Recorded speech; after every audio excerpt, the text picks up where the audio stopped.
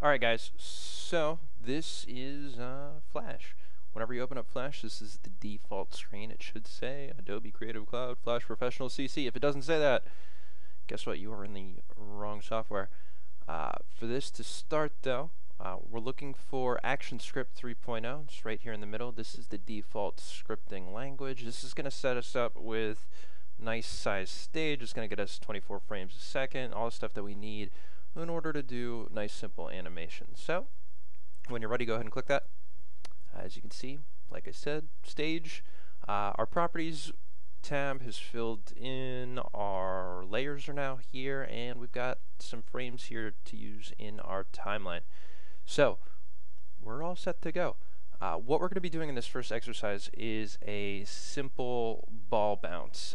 This exercise is probably going to take you somewhere around 30 to 45 frames, and the point of this exercise is to show you the relationship between an object's speed and its placement in individual frames. So the theory is that as an object gets faster, it should be further apart in two frames next to each other. As an object is slower, each frame the object should be close to itself. Alright, if that doesn't make a whole lot of sense, we're going to do the exercise. You should be able to understand relatively simply here. So, first thing that we need for a ball bounce is a ball. I'm going to come over here to the preformed oval. I'm going to get that. I highly advise for this exercise that you do not have a stroke on your object. Alright, so here we are in the Properties tab. You can switch everything down here, but I'm going to use this tab. So again, no stroke is that white box with a red line through it. I'm going to click that. And for the fill, I like using, there's a couple radial gradients down here. I'm going to use the green one, and that's it. I'm not going to mess with any of this other stuff. I'm all set to go. Now, before I draw a ball, there's one thing that I want to call your attention to. If you look down here on the timeline, you can see I have a single frame, and it's got a circle in it, and that inside that circle is gray. What that tells me is that I am on this frame, it is activated, it is ready to go, but I haven't drawn anything yet. So as soon as we draw something, you'll see that that gray will turn black, and I'll just have a solid black circle down here. So, I'm going to draw my circle here. I'm going to make a perfect circle, so I'm going to hold down Shift. There we go. I'm looking to make a circle somewhere around the size of a dime, nickel, somewhere in that space. Okay? You'll let go of the clicker. All set. Now, from here, ball's drawn. I'm not going to do any more drawing. The only thing I'm going to do is I'm going to use my selection tool. Over here, I'm going to select my ball, and I'm pretty much just going to move it in different places. Now, for this exercise, I want to start from the upper left-hand part of my stage. I'm going to start off stage, and I'm going to bounce it onto the screen. It's going to bounce twice, and it's going to leave the screen. Alright, but we're going to start off the screen. So make sure that your ball is in the upper left, off the screen. It shouldn't be overlapping. You probably want to give yourself just a little bit of room. Probably shouldn't even be touching. Alright, now from here, we are going to start moving the ball in individual frames. So now we need to add some frames. For PC people, you can come down here to the timeline. You can right click on the very next frame, and you're going to want to hit Insert Keyframe. For Mac people, you're going to come down to the timeline, you're going to do the same thing, but you're going to control click instead of right click, and you are also going to insert keyframe. Alright. Now as you can see down here, I have two frames that have two black circles on them, and that means in each frame I have a drawing. So as I click back and forth, you can see the scrubber moving. You can see I still have a ball on my screen. Alright. If I move this ball over a little bit, you can see now there should be just a subtle amount of movement between the two. If I move the scrubber, it's a little bit easier. You can see that ball kind of bounce back and forth there. Alright, and that's good. That's what you should be able to see. But we want to make sure that we are comparing every frame of the ball here, or at least the past, I'd say 5, 6, maybe even 7 frames, to each other. We want to know where the ball's been so we can figure out where it's going to go. And for that, we're going to use onion skin. Now to activate onion skin, you want to come down here, You can see my cursor popped up right there. It says onion skin. You're looking for this icon that's got a square with it's a porous or kind of like see-through square behind it. And if you click that, you can see these brackets appeared right here. And you can also see up here I have my ball, but now I can see a see-through kind of faded ball image in the background. What this is going to let me do is it's going to let me preview, or not preview, but it's going to let me see all the previous ball shapes that I've drawn. All right, as I continue to draw them. So we're just going to keep on going. I'm going to insert another keyframe. Don't click on insert frame. If you click on insert frame, it'll give you a blank frame with nothing in it. Okay, so insert keyframe.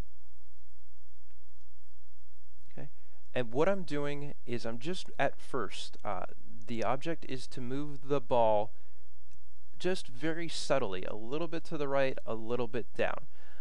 The whole idea is that as a ball travels through space, as it bounces, as it's up in the air, it kind of slows down and it waits for gravity to act on it and push it back towards the ground. As it approaches the ground, it picks up speed, therefore it gets faster until it actually hits the ground. So our ball, it's up in the air, it's going to be moving kind of slowly. So in order to show slow movement, I'm making the ball spaced very close together. All right. Now, I have my onion skin brackets here. It defaults on just showing you 3 at a time. If you click on this circle here on the bracket, you can drag it back and you will see your previous ball drawings. You might have to go back and readjust that a couple of times to go further back on your timeline. But once you get to a point, like I said, where you get 5 or 7 or whatever, you'll be happy and you won't have to go back into it anymore. All right. So again, I'm looking for just subtle. If you are not getting the placement that you want with the mouse, if it keeps snapping, use your keyboard arrows.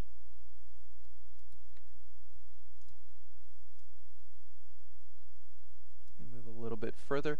Now, the object that I'm trying to do here is I'm trying to make sure that it moves a little bit further than the previous one. That's why I want to use the onion skin. That's why I want to be able to see all these. You can see the difference between the space right here between the first one and the second one. So you can see right there, that's maybe like 2 or 3 millimeters. And then from here to here, the last ball that I drew is this edge right here. And the one that I currently drew, we're getting closer to like a centimeter here. Don't worry, it's going to start to pick up a little bit more here. So this is probably going to be the last one that I draw where the ball is even overlapping.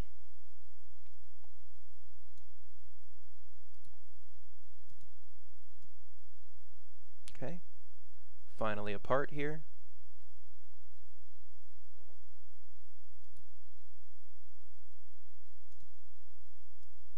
Alright, as long as I keep hitting insert keyframe, it's going to keep giving me frames. So now I'm looking at the ball slightly different. Instead of looking at the overlap and trying to make sure that I've got a greater overlap, I'm trying to make sure that there's a greater amount of space in between each ball.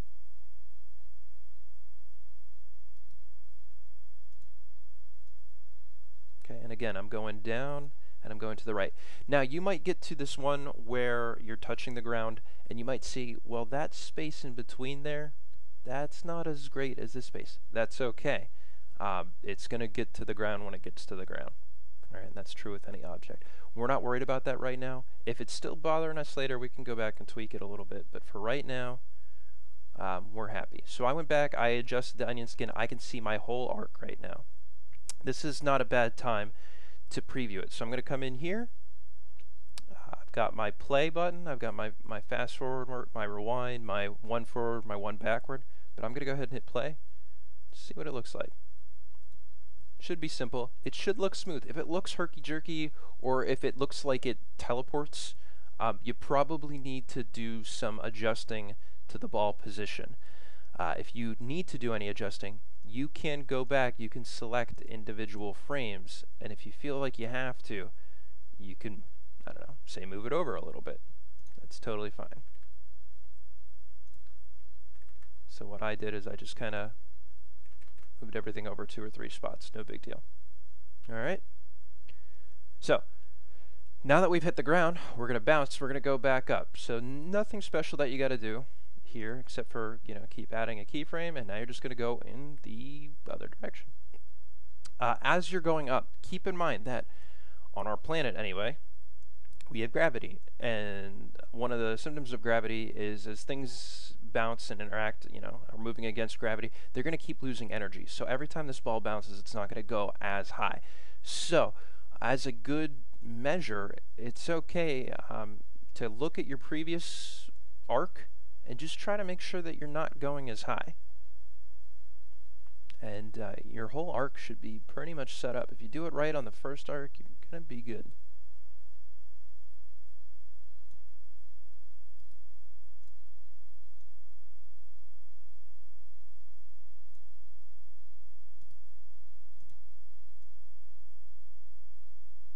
Alright, I'm trying to match what's going on the other side. So this is, you can see over here, I'm to the point where I'm at the first overlap, so I'm trying to make these two overlap a little bit. I am going to go back, I'm going to recall even more of my onion skin so I can see all these guys up here.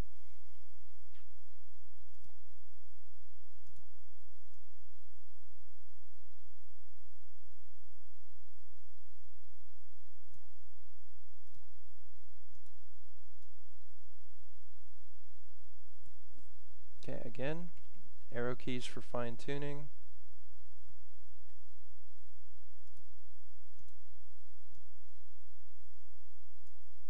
Alright, now this should be pretty clear at this point how the object gets faster, therefore it moves further apart in each individual frame, and as it slows down, the object is staying closer together.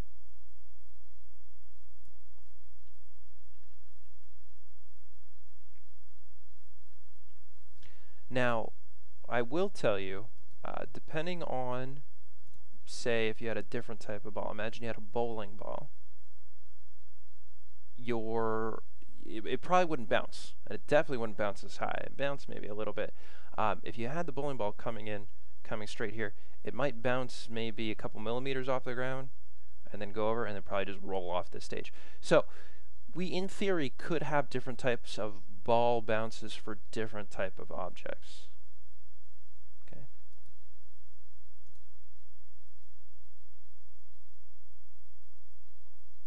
Alright, so I'm coming back down now. I'm going to start picking up speed. I haven't adjusted my onion skin in a while, and I think I'm okay with that.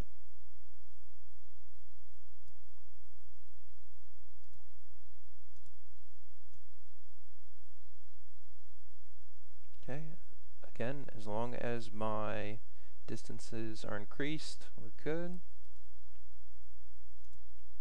Alright, we're hitting the ground.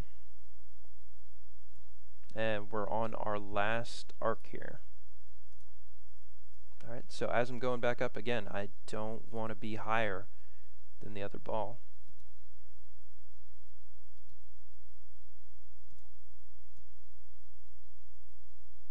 Okay, and if they overlap a little bit between art, like that's fine. Totally fine.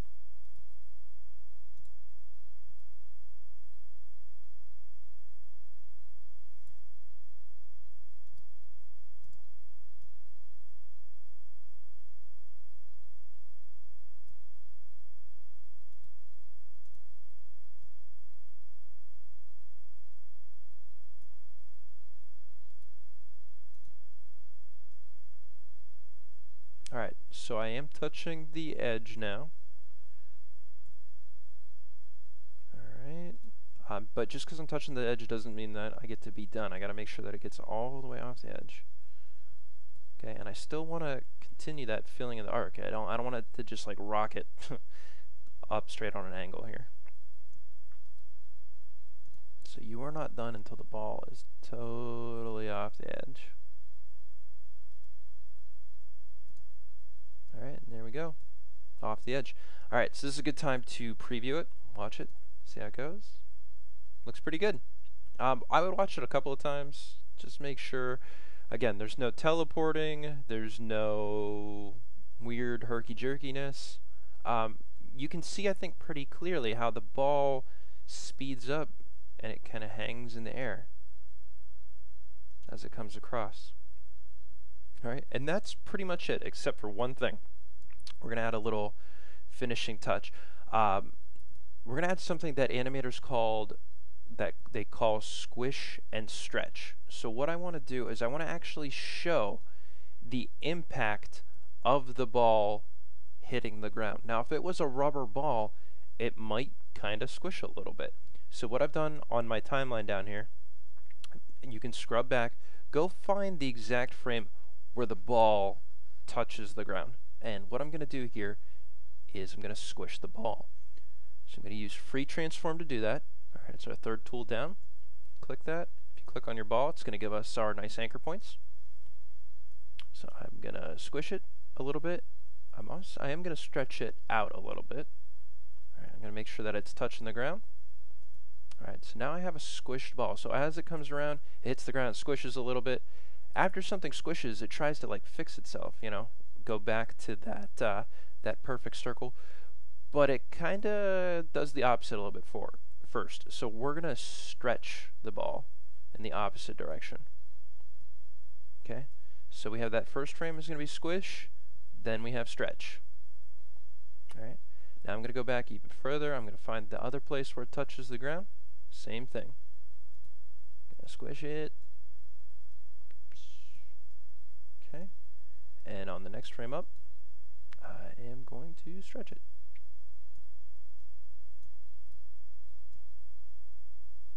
Alright, I'm going to go ahead and hit play. And now, you should be able to see how the ball kind of looks like it's a little bit more bouncy, a little bit more animated.